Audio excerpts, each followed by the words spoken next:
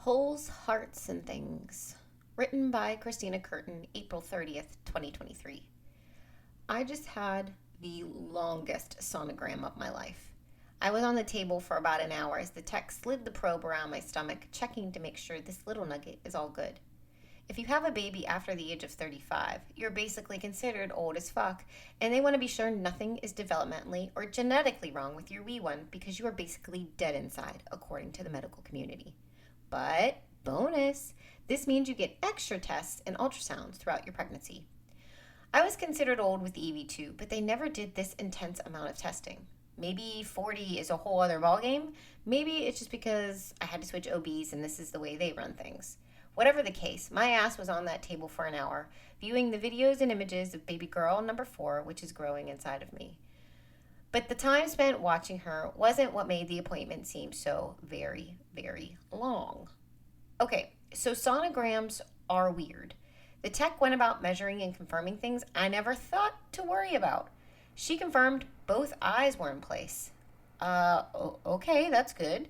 Her organs were in the right side. Oh, also good. No cleft palate, and that she had all her fingers. Dear God, I never once worried about her not having these things.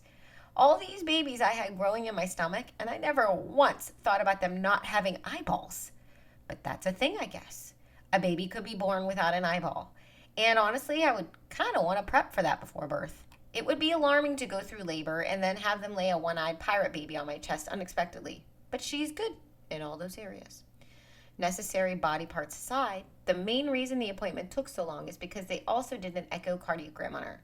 In part because I'm old, I think, but also because Vince's sister was born with a hole in her heart and needed surgery to close it shortly after being born.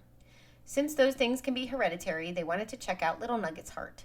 Again, I find it strange that this was the first baby anyone ever seemed concerned about. Evie at least should have been checked too. After 60 minutes, the tech finished her probing and left. I wiped the remaining globs of belly jelly off my stomach and squeezed myself back into my pants when the doctor came in to give us an, air quotes, thorough reading of the results. This woman was awful. She was young and had arguably the worst delivery of results I have ever heard. Listen, where you are at an appointment to confirm that your baby is growing okay because you're old and the family has a history of heart issues, all you want to know is that everything is okay. That's the main thing. So as a doctor, shouldn't you immediately assure the slightly nervous parents that everything is okay? Yes, you should. This should be Doctor Etiquette 101. But this lady didn't do that. She skirted around my results. Instead of immediately reassuring us, she brought up my initial testing I did months ago that was supposed to check for markers of Down syndrome, among other things, and mentioned the test wasn't always 100% accurate. That's why they do additional tests like this ultrasound. Oh no. Inside, time slowed. My baby girl has Downs. Okay, that's okay. It doesn't matter. She will be loved and have a strong family to support and love her. At least she's otherwise healthy, right? I can do this. All those thoughts unfolded in my brain as the woman in front of me rattled on until she finally got to her point that my baby was actually all good. No Downs. What in the actual fuck? You don't mess with people like that. I seriously sat on that table for the longest minute of my life thinking I had a baby with Downs. I started mentally preparing myself, and then I hear her say she was fine. I breathed a sigh of relief. Okay, good.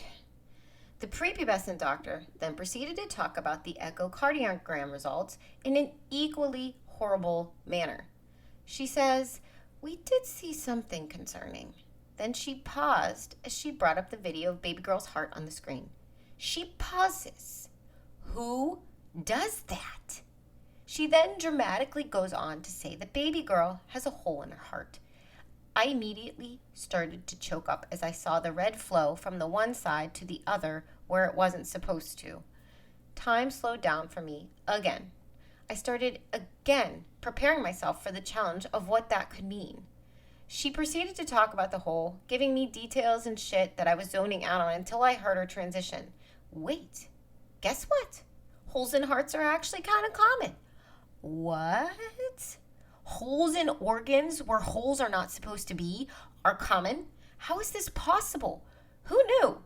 I didn't. That's who didn't know. Me, the patient on the fucking table, having a mini panic attack thinking about a hole in my baby's heart. I was thinking about how it was my fault for having a kid when I'm too old in the eyes of doctors. How this little one was going to have her chest cut open and her heart hole soldered together with a laser or something. But apparently, that might not happen. It's super common. They see it a lot. Holes can close on their own, apparently. Or babies are born and grow up with holes in their hearts without even knowing. Any of my kids could have had a small hole just like this baby, and we wouldn't have known. Vince even knew this, but I sure as hell didn't. Maybe I'm the odd one out. Maybe most of the population has this in their minds as common knowledge. But I didn't know. I can't believe that everyone knows. So why? Why wouldn't you give me that vital information sooner? Your delivery of the heart hole could have been so much better. Like, I don't know, maybe something like this. So, I reviewed the results of the echocardiogram, and her development looks completely normal. We do see a small hole in her heart, which is extremely common and could likely close on its own. As a precaution, though, we'd still like to monitor it given your history. With that delivery, I would have still been concerned, yes. But that phrasing would have saved me from a lot of unnecessary inner turmoil. Part of me thinks that it would have been better being oblivious to the hole.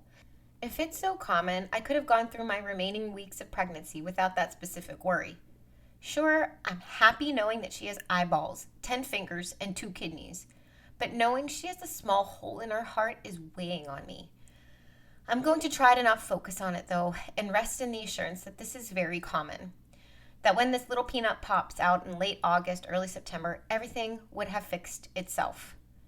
Instead of focusing on that hole, I'm going to focus on her sweet little face, her tiny chin and nose, and, perfectly enough for my family, her first bum shot, which we were lucky to catch in 3D.